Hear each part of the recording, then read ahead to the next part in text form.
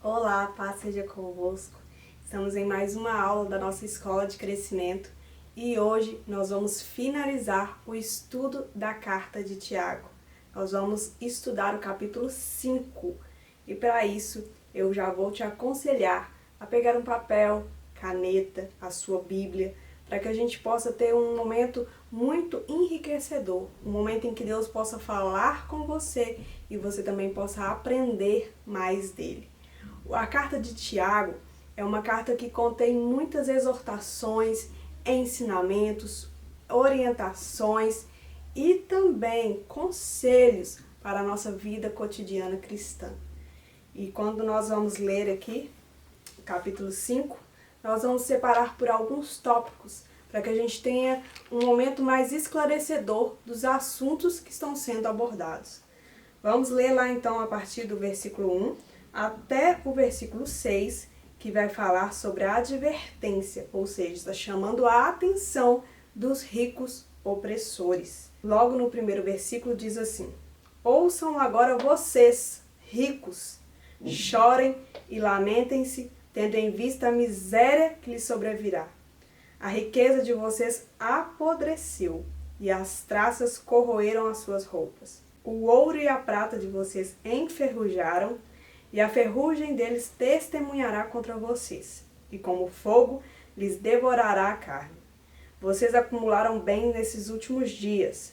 Vejam, o salário dos trabalhadores que ceifaram os seus campos e que por vocês foi retirado com fraude está clamando contra vocês. O lamento dos ceifeiros chegou aos ouvidos do Senhor dos Exércitos.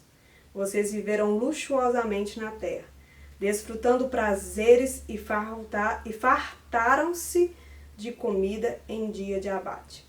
Vocês têm condenado e matado o justo, sem que ele ofereça resistência. Estes primeiros versículos, como eu disse, sendo uma advertência aos ricos opressores. O que eu gostaria de chamar a atenção para esse primeiro ensinamento de hoje é que em momento algum essa carta, Tiago, está condenando a riqueza em si, condenando as pessoas que são ricas, propriamente dito. Ele está condenando a forma como essas pessoas obtiveram as riquezas. Então a primeira lição que devemos tirar desse texto que acabamos de ler é a forma como nós queremos e estamos fazendo para nos enriquecer. O que aquelas pessoas estavam fazendo? Aquelas pessoas estavam oprimindo, tirando aquilo que era de direito dos seus trabalhadores para poder se enriquecer, para usufruir de forma fraudulenta. O que Tiago está condenando não são as posses, não são aquilo que os ricos tinham, a forma como eles tinham adquirido. Eles estavam retendo aquilo que era de direito dos trabalhadores, para que eles assim pudessem viver uma vida luxuosa, para que eles pudessem desfrutar dos seus prazeres, enquanto aqueles que estavam trabalhando, se dedicando na colheita, estavam sofrendo. E aqui a Bíblia diz que este sofrimento, o clamor desses trabalhadores, chegou ao céu, até o Senhor dos Exércitos. Isso revela a onipotência de Deus, que Ele é poderoso em qualquer circunstância e que Deus ele é justo.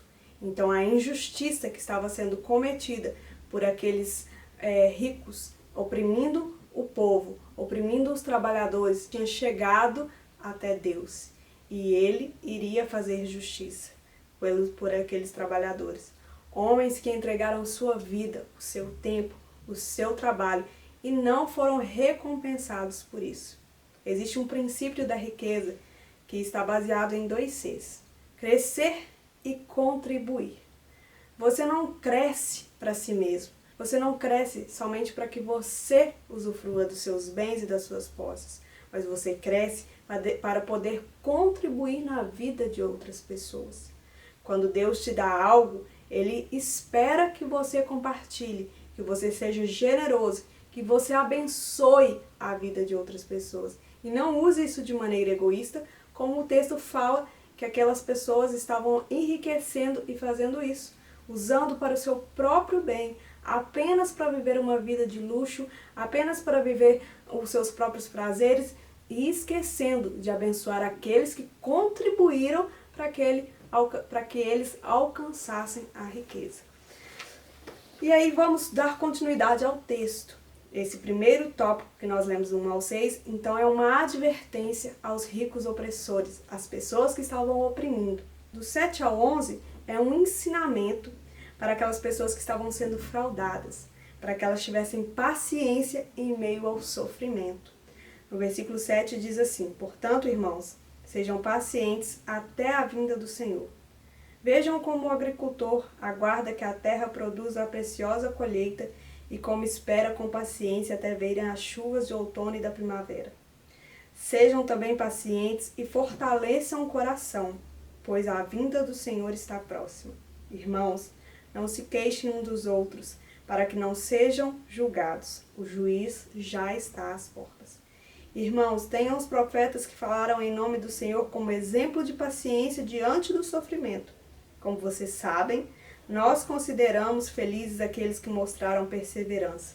Vocês ouviram falar sobre a paciência de Jó e viram o fim que o Senhor lhe proporcionou. O Senhor é cheio de compaixão e misericórdia. Neste trecho que acabamos de ler, Tiago está direcionando a sua carta àqueles que foram fraudados, àqueles que foram retirados de si o que era de direito. Então ele ensina sobre termos paciência em meio ao sofrimento. No primeiro versículo, no versículo 7, ele diz: sejam pacientes, pacientes até a vinda do Senhor.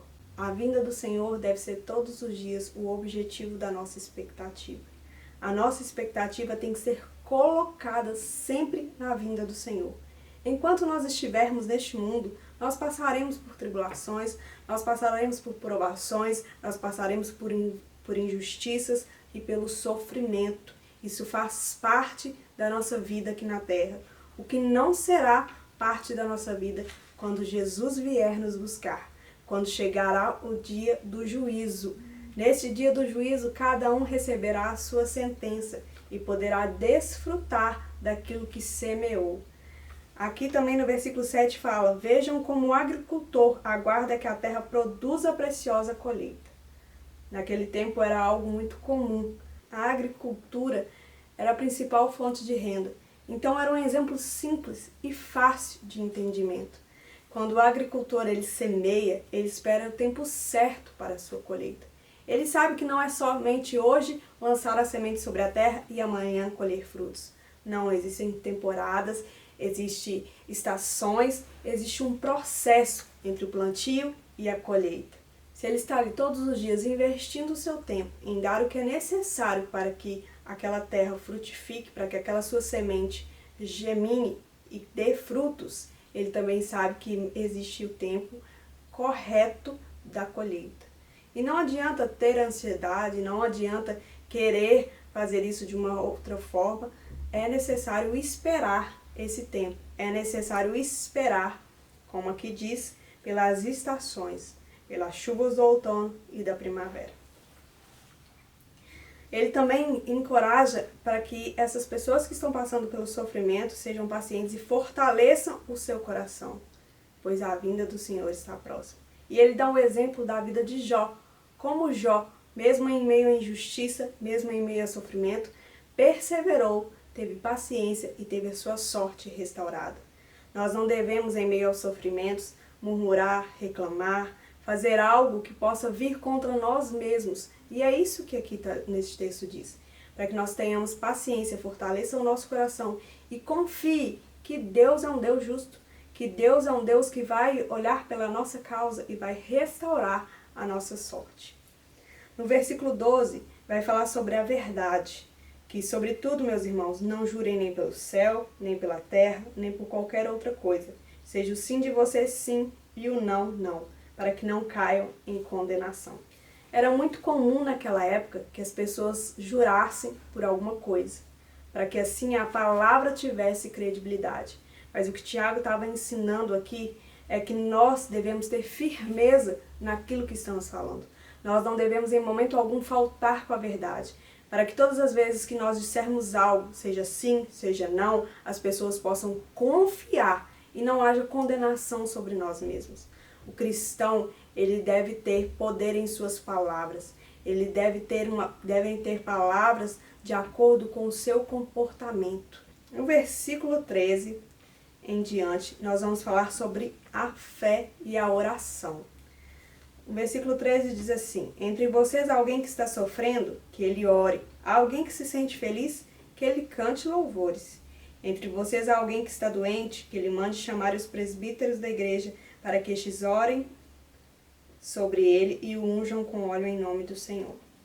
E oração feita com fé curará o doente, e o Senhor levantará, e se houver cometido pecados, ele será perdoado. Aqui nos ensina que o nosso primeiro recurso, quando estamos sofrendo, deve ser a oração. O primeiro conselho para que quando nós estamos enfrentando algum momento difícil, é que nós possamos lançar isso sobre Deus. E se estamos em um momento bom, um momento de alegria, de esperança, um momento em que as coisas estão dando certo em nossas vidas, nós devemos cantar, louvar, agradecer, glorificar a Deus. E se está alguém entre nós doente, ou se nós estamos doentes, aqui ele diz: chamem os presbíteros, ou seja, os líderes, pastores da igreja, para que possam ir orar com essas pessoas, para que possam ir até elas e manifestar o poder de Deus através das suas orações. Também diz aqui que nós devemos ungir com óleo, orar em nome do Senhor, e essa oração vai curar o doente. Essa oração fala com que Deus se incline até aquele doente e que ele receba a cura. E se tiver cometido algum pecado, ele será perdoado. Ou seja, algumas doenças podem sim vir de pecados, outras não. Se for o caso da pessoa ter cometido algum pecado e por isso estar doente, aqui diz que a oração ela é poderosa não somente para restaurar a saúde física, emocional, mas também a alma, que essa pessoa vai receber o perdão de Deus. Prosseguindo, portanto, confessem os seus pecados uns aos outros e orem uns pelos outros para serem curados. A oração de um justo é poderosa e eficaz. Primeira coisa que este versículo nos ensina é que nós devemos confessar os pecados uns aos outros. Primeira coisa, escolham pessoas para andar do seu lado, que sejam como retrovisores, que possam muitas vezes te alertar dos seus pontos cegos, coisas que você não está vendo. E que também você possa compartilhar aquilo que está no seu coração, aquilo que você por acaso cometeu, sem que essa pessoa te julgue, mas que ela, assim como diz esse texto, ore junto com você e que ministre a cura, o perdão, a restauração sobre essa devida situação. E diz aqui que a oração do justo. O que é a oração do justo? Aquela pessoa que tem os seus pecados perdoados. Aquela pessoa que se apoderou da justiça que Jesus conquistou na cruz para cada um de nós. A oração dessa pessoa é poderosa e eficaz. Elias era um homem humano como nós, versículo 17. Ele orou fervorosamente para que não chovesse, e não choveu sobre a terra durante 3 anos e meio. Orou outra vez, e o céu enviou chuva, e a terra produziu os seus frutos. Meus irmãos, se algum de vocês se desviar da verdade e alguém trouxer de volta, lembrem-se disso. Quem converte um pecador do erro de seu caminho, salvará a vida dessa pessoa e fará que muitíssimos pecados sejam perdoados. Nós, ainda que somos seres humanos, como citou o exemplo de Elias, nós podemos orar ousadamente, com fé, e declarar que as coisas acontecem no nome de Jesus. E por último, Tiago nos alerta sobre podermos trazer pessoas novamente à verdade. Pessoas que por algum motivo se desviaram do caminho, mas nós devemos o tempo inteiro mostrar a eles o caminho da verdade. Nós devemos nos esforçar para mostrar a eles o caminho da verdade.